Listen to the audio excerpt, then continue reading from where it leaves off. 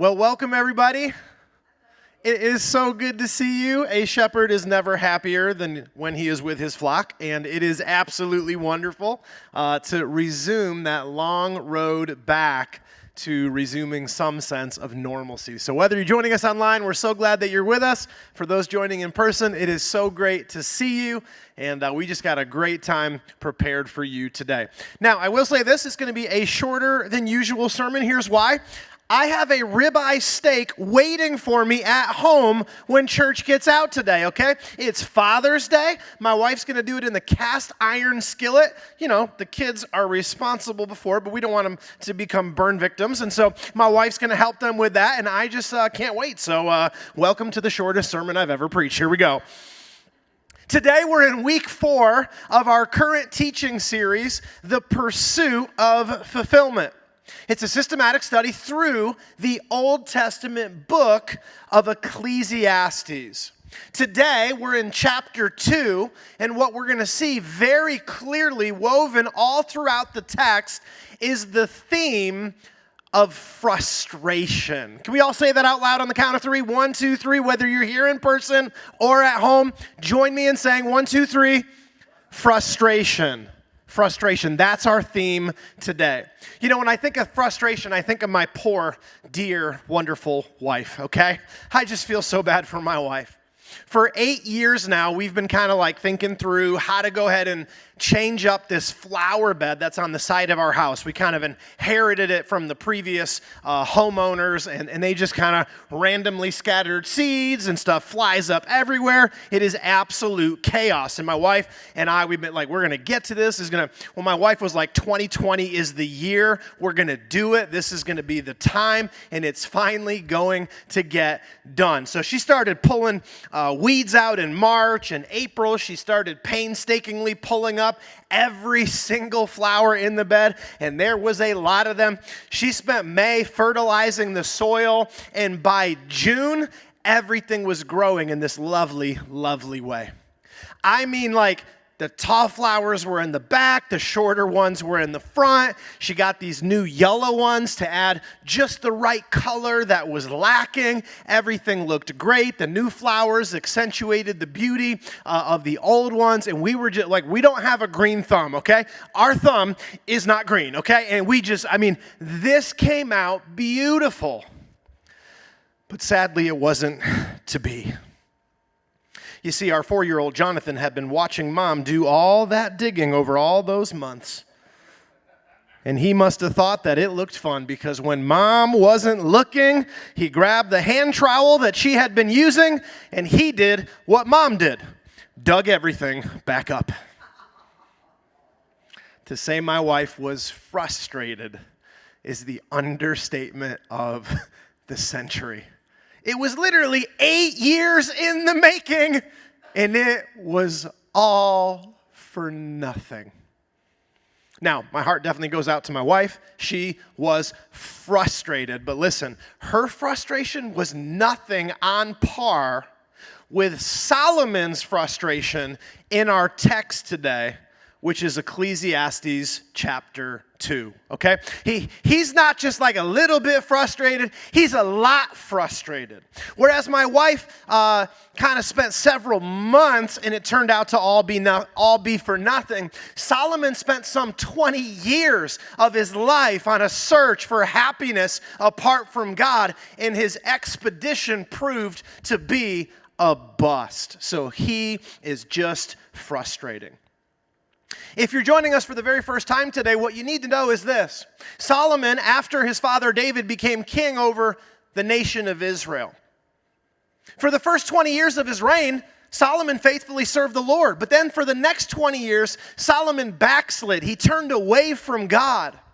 And he began pursuing fulfillment in this life apart from him.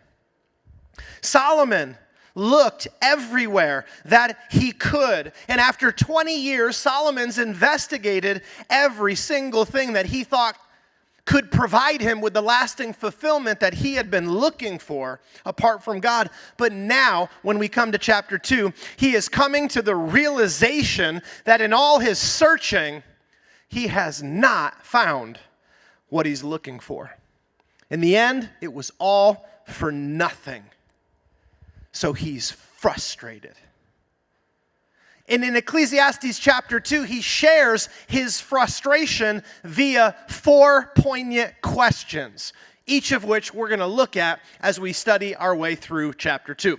Now, you got to give Solomon some credit. A lot of times we express our frustration in 4-letter poignant expletives, okay? Solomon is gracious enough to share his frustration in 4 poignant questions. Let's go through each of these 4 questions. First one is this. It comes from verse 2. Solomon says, "What good does it do to seek pleasure?" And guys, I'm saying it that way very intentionally because we've got to understand the tone with which Solomon's speaking here in the text. He's looking back over the last 20 years of his life. He's looking into his pursuit of pleasure, and he's saying, man, what a waste of time. Now remember, Solomon's sharing this as an old man who's looking back over the last 20 years where he's been away from God, seeking for happiness apart from him. And Solomon, remember, he is the assembler, okay? Right before he dies, he's trying to find redemption by sharing his story with everyone who will listen. So he's continually gathering people together to say, don't repeat my mistakes. And so here in verses 1 through 11, Solomon's going to share what it was like during that season of his life where he was trying to find happiness in pursuing pleasure. Let me read you these 11 verses. Solomon said, here's what it was like for me during that time. I said to myself, come on, let's try pleasure.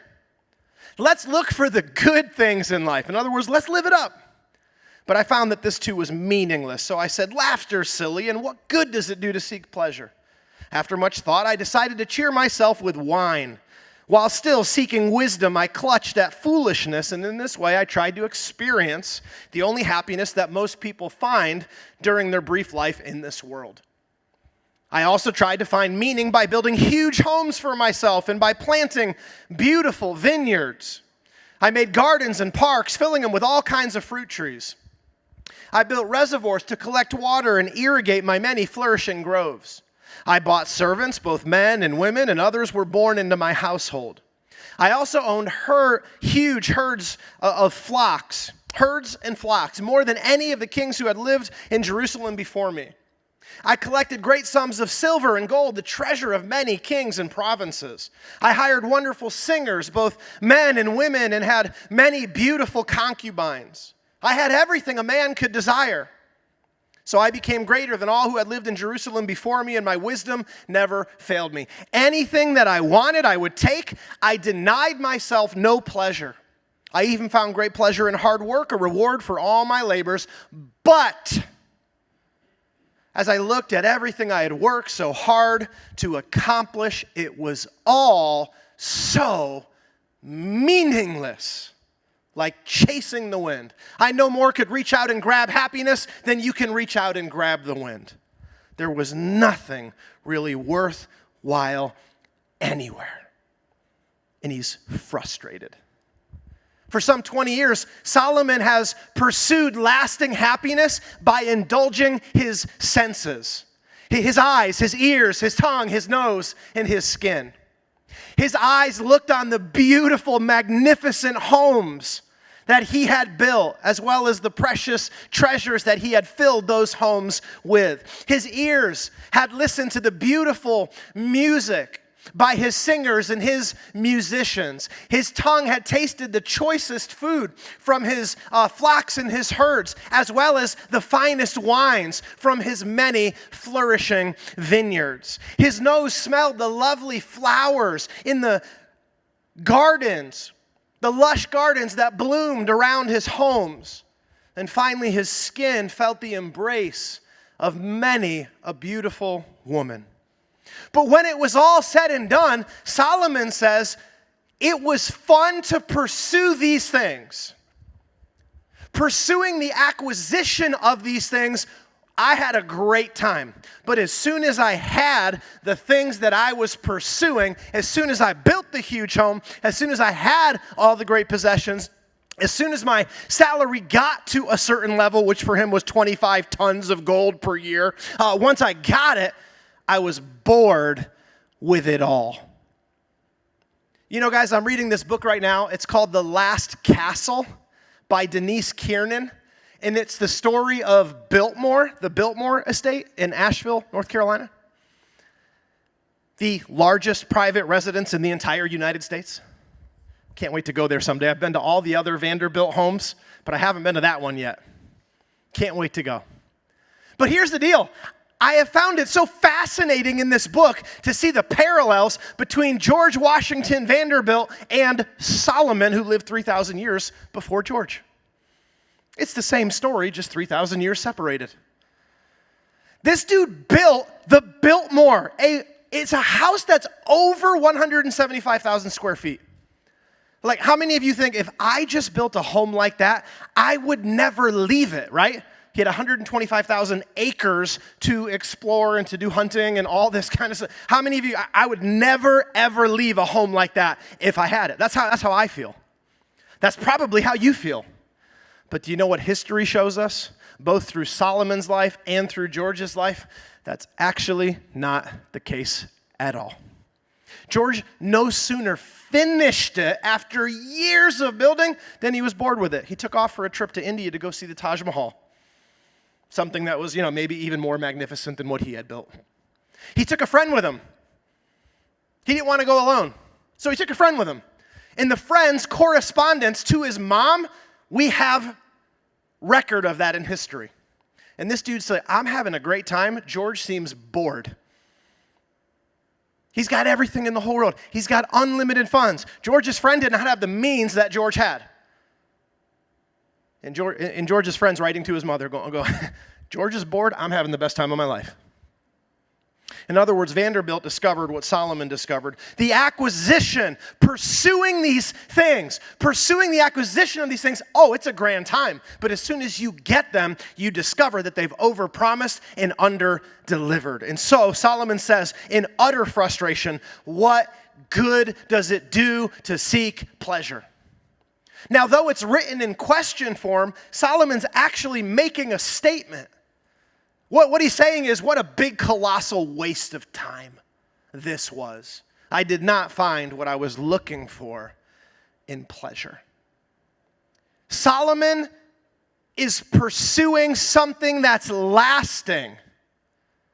And since he only enjoyed it while he was pursuing it, he says, these things I get from pleasure, they're just fleeting. It's not permanent. So I didn't find what I was looking for in pleasure. Okay, not having found what he was looking for in pleasure, Solomon moves on. We're done with question 1. Now we're moving to question 2 because Solomon is not only frustrated that he couldn't find what he was looking for in pleasure. Let's look at question number 2 now in verse 15. Solomon says, what's the value of all my wisdom? We've learned in previous weeks back in chapter 1 that God had supernaturally endowed Solomon with wisdom. He was wiser than anyone who had ever lived. But Solomon's looking at his great wisdom. He's looking at what his great wisdom has been able to provide him with, and he's realizing that wisdom falls short. Not only did he not find what he was looking for in pleasure, nor did he find it in wisdom.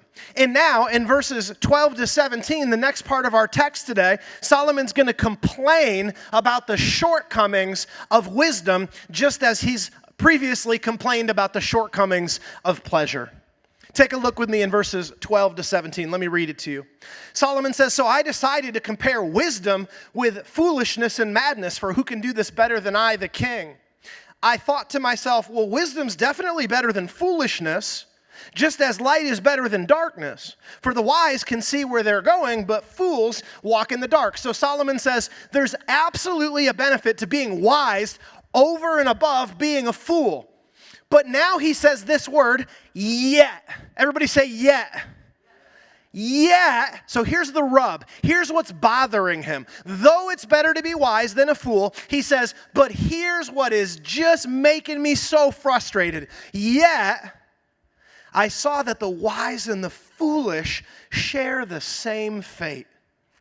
Both will die. So I said to myself, since I'm going to end up the same as the fool, what's the value of my wisdom? This is all so meaningless. For the wise and the foolish both die. The wise won't be remembered any longer than the fool, and in the days to come, both will be forgotten. So I came to hate life, because everything down here under the sun is so troubling. Everything is meaningless, like chasing the wind. Couldn't reach out and find lasting happiness in pleasure. Couldn't reach out and grab lasting happiness in wisdom. So I'm frustrated.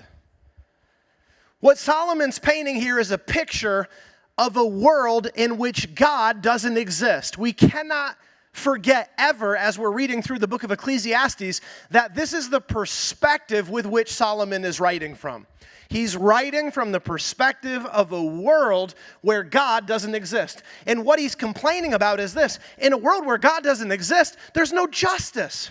Everything's unfair. Isn't it crazy that if you live your whole life being wise, but then if you live your whole life being a fool, that both share the same fate, both die, and generally speaking, both are forgotten? So he's saying, what good is my wisdom? Does it give me a temporary advantage throughout life? Absolutely. Through his wisdom, he built a huge empire. Through his wisdom, he accumulated great riches. But he says, yeah, but then death comes and just levels the playing field. In Solomon's view, like, if you live a wise life, you ought to go ahead and have a reward at the end. And if you live your whole life as a fool, there ought to be some kind of retribution at the end of your life. Friends, that's exactly the Christian view. Okay, you live your life according to godly wisdom, and by faith you trust in Jesus to forgive your sins. At the end, there's reward. However, if you live according to the folly described in the book of Proverbs, one of Solomon's other books, at the end of your life, having turned your back on God, there is retribution. It makes sense. But in a world where God does not exist, Solomon's saying there's no justice. There's no advantage to wisdom, because the wise and the fool both die, and in the end, both are forgotten. And so he is just frustrated. And I ask you guys, wouldn't you feel the same way? I mean, imagine you're at work, and you work 10 times harder than all your coworkers, but you all get paid the same. Some of you are like, that is my reality. That's not a hypothetical for me.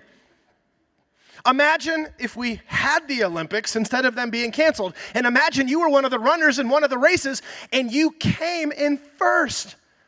But when the award ceremony came along, all the podiums were level and everyone got the gold medal. How frustrating would that be, right? It just seems wrong.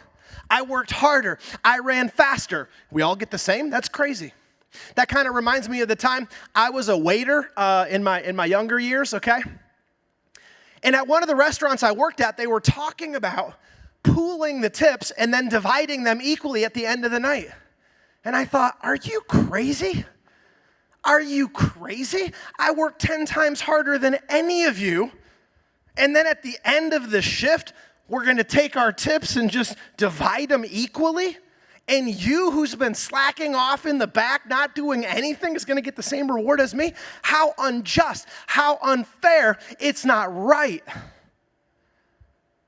This is Solomon's complaint in a world in which God doesn't exist. Everyone gets the same reward in the end, and he says it's not right. But that's the reality of living in a world where God doesn't exist.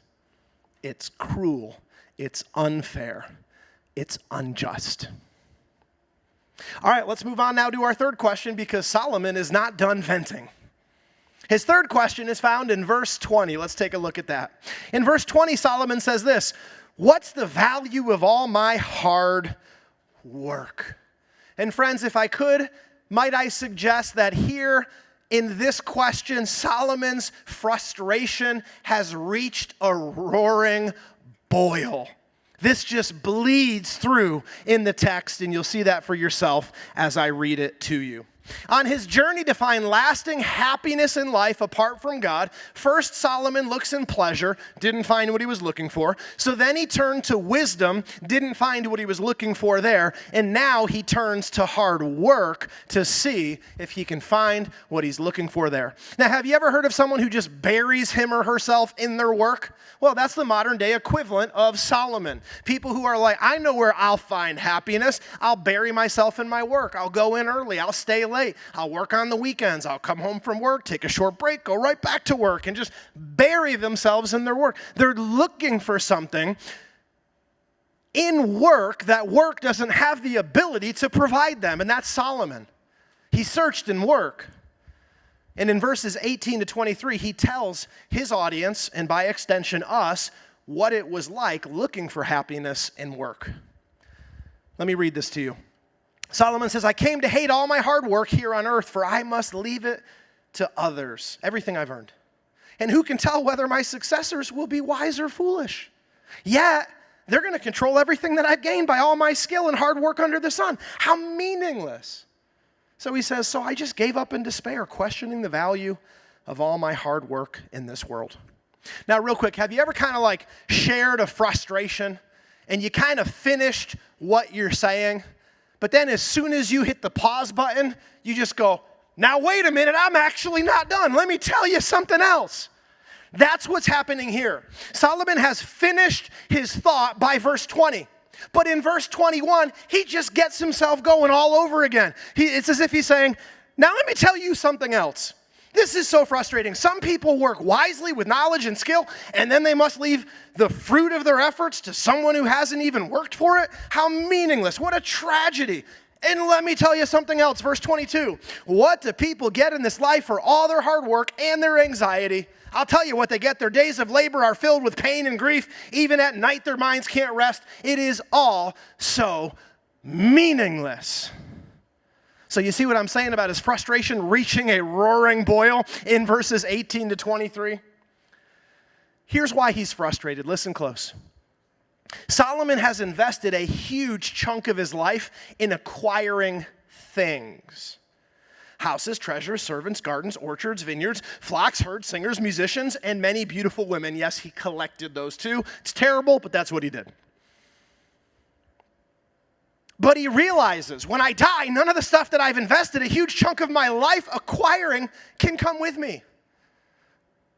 And worse than that, if my heir proves to be a fool, then my heir will undo everything I spent a huge chunk of my life building. How meaningless, how frustrating. Now, let's do a little parenthetical side note here. I don't want you to think that Solomon here is giving a polemic attacking the practice of leaving an inheritance to your children. That's not what he's upset about. In fact, in another book that he wrote called Proverbs, he says this in chapter 13, verse 22. He says, godly people leave an inheritance not just to their children, but even to their children's children. Solomon was pro-inheritance. He was just anti-leaving all you've worked so hard for throughout your whole life to a fool. A lot of scholars believe that Solomon had a warranted concern that his heir would be one such fool. And if you read 2 Kings, you'll find out that was precisely the case for Solomon. Everything he had spent his life accumulating, his son gave it away. He gave away the gold shields that Solomon had put in the temple to pay off invading armies from attacking. He divided the kingdom. It used to just be Israel, and that covered the north, the south, from Dan to Beersheba. But Solomon's son took over and just started destroying everything that Solomon had built. And the kingdom was divided into Israel in the north, 10 tribes, and then Judah in the south, 2 tribes, and the kingdom was divided. And Solomon saw this coming, I think. And he said, how frustrating. Put all my life's work into this, and I can tell that the one who's going to take over is going to wreck it all. How frustrating. Solomon says, I built my magnificent empire at a high price, pain and grief by day, and mental anguish by night that robbed me of so much sleep. How sickening that I paid such a high price to get stuff that I will lose at death, and if my heir's a fool, he will lose once I die. How cruel life is apart from God. That's what he's saying. Now, when I was studying these particular verses, 18 to 23, I couldn't help but think of Jesus' words in Matthew chapter 6. Take a look. It's coming on the screen. Jesus said, don't store up treasures here on earth where moths eat them and rust destroys them and where thieves break in and steal. No. Store your treasures in heaven where moths and rust cannot destroy and thieves do not break in and steal. Listen, friends, if the closer you get to death, the more anxious you feel and the more upset you become at the thought of everything you've worked so hard to achieve, at the thought of being separated from that. If that's you, it's very revealing where your treasure has been invested. Like Solomon, it's only been invested here on earth. The true follower of Jesus invests in the gospel preaching ministry of the local church, and in so doing, stores up for themselves treasure in heaven. And the closer the true believer of Jesus gets to death, the more excited they become, because they can't take it with them, but Jesus told them they could send it on ahead. So as you approach death, are you getting more and more excited? I mean, it's not that I have a death wish, okay? Let me be clear. But man, the thought of death, it's not so bad for me. The thought of death, I get to go be with Jesus and then have riches eternal that I spent my entire life through my tithes and my offerings storing up in heaven. I'm actually looking forward to it. Okay, I got a wife to take care of and I got 4 kids to raise. I don't want to go before my time's up. Wouldn't want to leave them destitute in any way, shape, or form. But let me tell you, I'm looking forward to going to heaven. I'm looking forward to it. Solomon wasn't, though, because all his treasure was here on earth. And he said, by day I'm robbed of peace, by night I'm robbed of sleep, and now when I die, death's going to rob me yet again.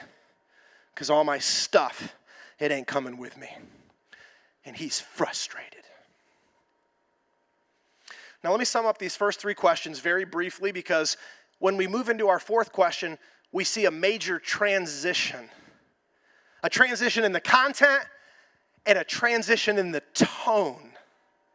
It moves from a place of frustration to a place of that frustration being assuaged. The first 3 questions. First, is there any lasting benefit to pleasure? Solomon says, I looked for lasting benefit in pleasure, but it was fleeting. Second, is there any lasting benefit to wisdom? Solomon says, I looked for lasting benefit in wisdom, but I realized wisdom only benefited me during my life, but at death, it just kind of death levels the playing field. There's no lasting benefit in wisdom in a world where God doesn't exist. Third question, is there any lasting benefit to work? Solomon says, I looked for lasting benefit in work, but I realized that death would rob me of all I had worked so hard to achieve, so this wasn't lasting either. And something lasting is the very thing that Solomon was looking for. So yes, he is frustrated. But friends, as we move into our 4th and final question, in chapter 2, found in verse 25, the tone completely changes. The realization of the answers to his first 3 questions have left him frustrated, yes. But now as we move into the 4th and final question, he has this realization that washes all his frustrations away. Let's take a look at that 4th and final question. Verse 25, Solomon says this. Here's the realization I had in the end. Who can eat, the idea is eat or drink, who can eat or drink or enjoy anything apart from God? Now he's not railing in frustration. Now he's trying to have a teachable moment with his audience. He's an old man. He's near the end of his life. He's wasted a good 20 years of it trying to pursue happiness apart from God. And now with the tending love of a father, he speaks to the children of his kingdom and he says, here's what I realized. You can't eat or enjoy anything in life truly apart from him. And Solomon's now in the place where he's trying to deter those younger than him from following in his footsteps and repeating his folly. Solomon says, I looked for happiness and pleasure, then in wisdom, then in work. And I did not find what I was looking for in any of those places. But let me tell you where I did find what I was looking for. I found it in God. And that's what he's saying in verses 24 to 26. Let me read it to you. Solomon says, so I decided there's nothing better than to enjoy food and drink and to find satisfaction in work. Then I realized that these pleasures, they're from the hand of God. For who can eat or enjoy anything apart from him? Now listen, verse 25. God gives wisdom, knowledge, and joy. Say joy. Joy. What's the thing he's been looking for this 20-year period?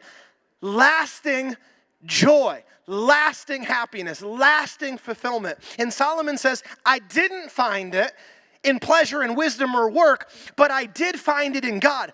God gives wisdom, joy, knowledge, and joy to those who please him. But if a sinner becomes wealthy, God takes the wealth away and gives it to those who please him. That's a word picture for frustration. The lot of those who don't follow the Lord is perpetual frustration. That's what he's saying. And he says this too is meaningless like chasing the wind. It's just maddeningly frustrating. That's what he's saying. To try to find happiness apart from God. So guys, Solomon's saying, for 20 years I searched. And I searched and I searched, but I didn't find what I was looking for. One Bible commentator had this word picture, and I absolutely loved it, so I want to use it here as we start landing the plane. It's as if Solomon has a can of peaches, and he walks over to Pleasure and he says, can you open this can? And Pleasure says, no, I'm sorry, I don't have a can opener. So he turns from Pleasure and he turns to Wisdom and he says, hey, Wisdom, I got this can of peaches.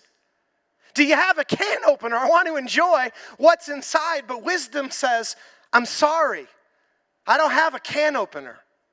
So Solomon's getting frustrated. He's looked here, he's looked there. He can't find anyone who will give him what he wants. He tries one last thing and he looks to Work and he says, Work, I got this can of peaches. Do you have a can opener? I want to enjoy what's inside. And Work says, sorry, I don't have a can opener. Can't help you out. Solomon says, you know, at the end of my journey, I said, you know what, I've tried everything else. Let me go ahead and try God. And he turns to God and he says, God, I got this can of peaches. I want to enjoy what's inside. God, do you have a can opener? And God says, I got you covered. Bring that to me. He opens the can and finally Solomon's able to enjoy what's inside.